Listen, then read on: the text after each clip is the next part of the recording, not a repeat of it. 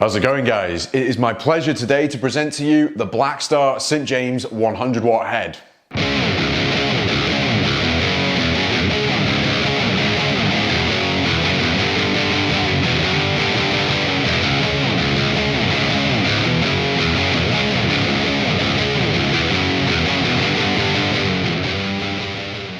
2 years ago, I reviewed the St. James 50-watt head, the 6L6 version. I was incredibly impressed by that. That had all of the volume you could ever need to play live, and it covered all of the sounds I needed personally as a player because I'm mainly a rock guy.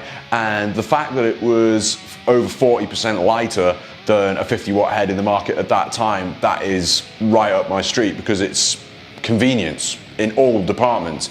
The St. James 100-watt head absolutely smashes the old one in many regards when it comes to sonic capability and volume. It ticks so many boxes for so many people. So what I'm going to do is essentially describe everything it can do at the front end and then get into some playing. So if you only came here for sounds, refer to the timestamps below.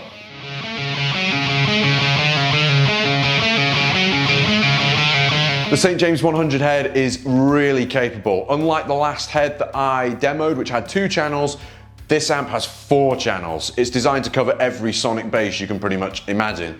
The first channel is a very clean channel, inspired by American amps from the mid-60s.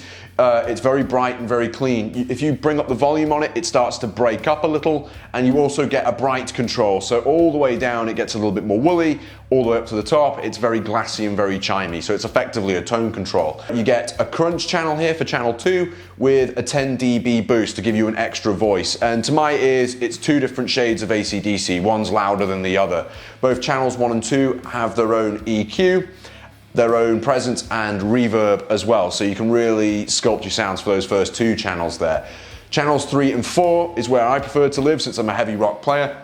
OD1 is your more vintage heavy overdrive, so if you're into Black Sabbath, Ozzy Osbourne, Deep Purple, Scorpions, Van Halen, Steve Vai, all of that stuff, that would be where I'd recommend you go if you're a player like myself. Then OD2 would be your lead channel or your modern metal rhythm, if you like. And that has another trick up its sleeve as well. OD2 has what's known as a tight control. And the tight control doesn't just do what it says, tighten up the sound. It gives you more mids, more treble, a little bit more volume, I find, and it allows you to really hear the pick attack and the details. So again, great for lead playing, but also if you're one of these more djenty, thrashy players, which I like to dabble in occasionally, I kick that switch in.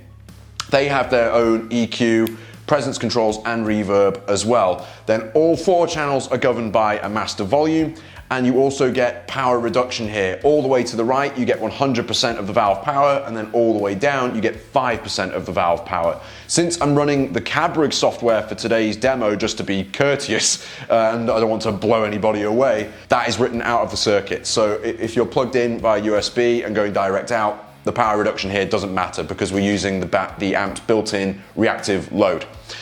You get here, this is a really cool feature. You can mix the valves. There's a 3-way switch here. If you get it up to the top, you get EL34 valves only. In the middle, you've got all 4 valves working hard for you, so the best of 6L6 and EL34 valves working for you. Then on the bottom, you are playing through the 6L6 tubes, which again gives you a lot more tonal variety to play with. Then you get your standby and your power there. If you're running the Cabrig software, you'd have to go into silent mode, just to let you know.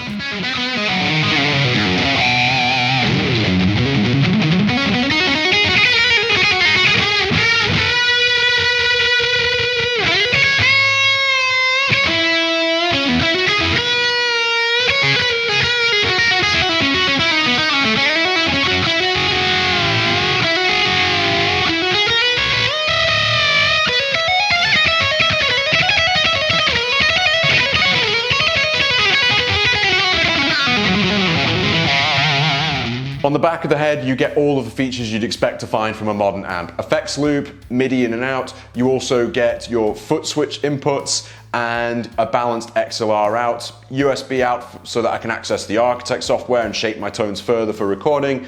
And you also get a headphone out as well. So if you want to practice very quietly, you're covered. One of my favorite features of the St. James 100 watt head is it's incredibly lightweight. It is 53% lighter than your traditional 100 watt valve head, which is ace. If you're not built like a Michelangelo statue, I mean, come on, brilliant. All right, let's take you through some sounds. I'm starting off on the clean channel here, and I'm just gonna literally just play anything that comes to mind, really.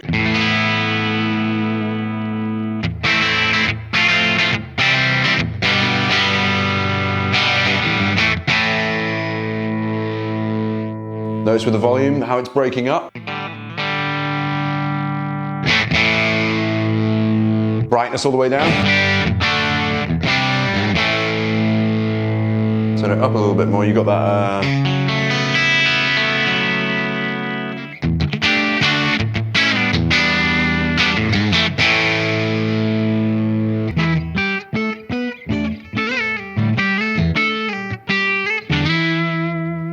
you got some reverb on there too.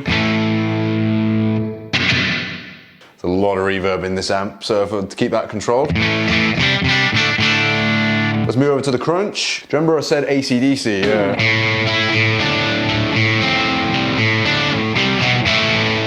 Then with the boost on,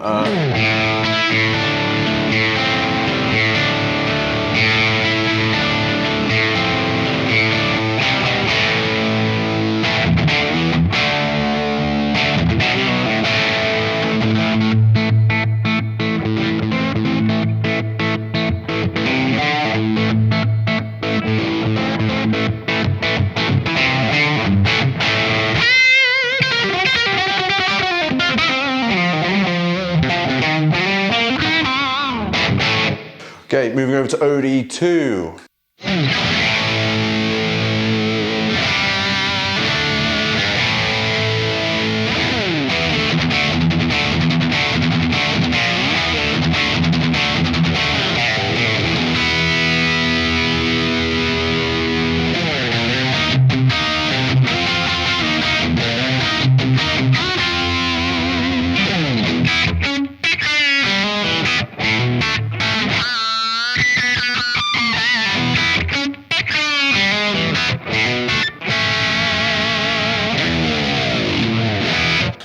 I really like that. It's got everything you'd need for all basses rock tone.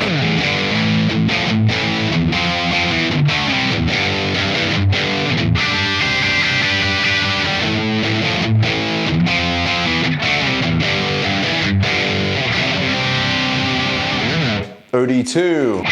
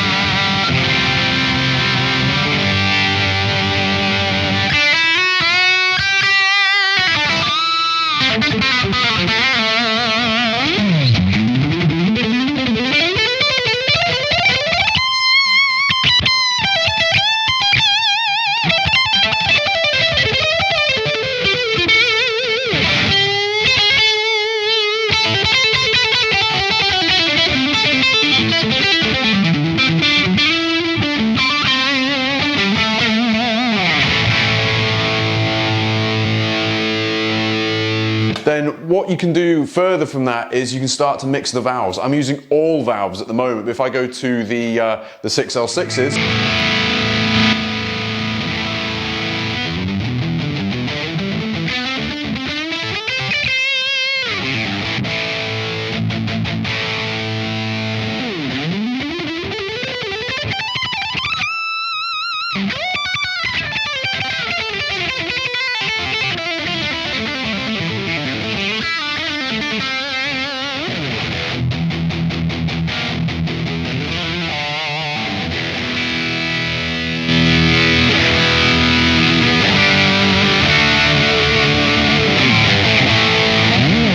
Gets a little bit more fizzy. Then if I go to the EL34s,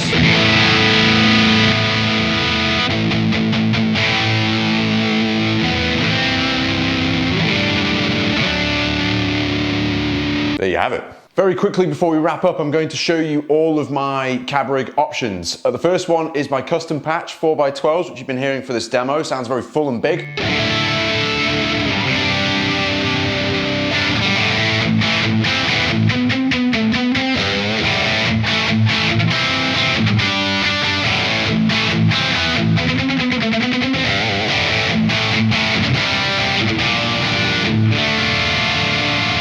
Sounds really nice and big, and I wanted to go for something that was very mid-focused, whereas option 2 is a default patch, which you get out of the box. It's a 1x12 on the left and a 2x12 on the right.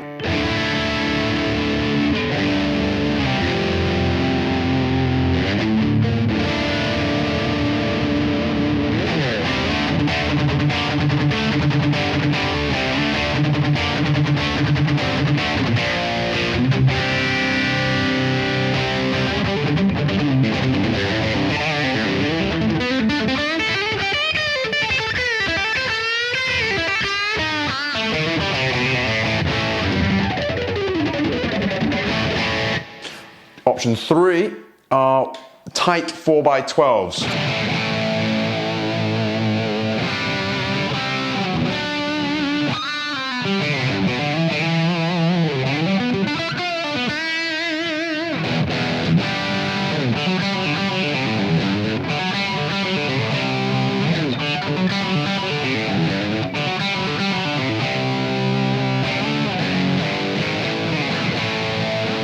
There you have it.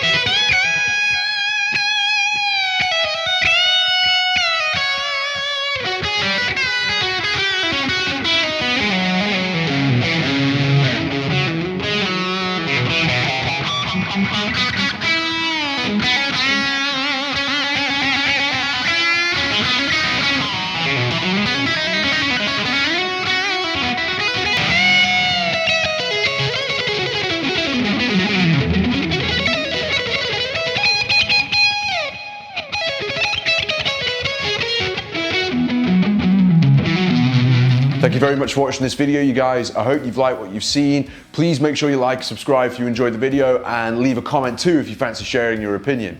I honestly love this amp. I appreciate Blackstar sponsored this video and very kindly sent it to me on loan. But if you look at this amp just with a clear mind, this thing is going to be a force for a very long time.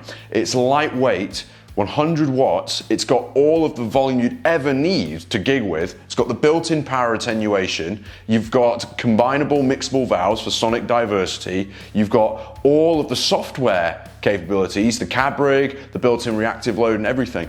All features that are going to still be relevant for years to come, and all of this combined into one package in this style. This is going to be very relevant for a very long time, I think. And although not the cheapest amp in the world now, it is well worth the investment in the long run. So consider that when you're in the market for a new amp. Take care, guys. Thank you very much, Blackstar, once again for sending it over, and I'll see you again in the next video. Bye-bye.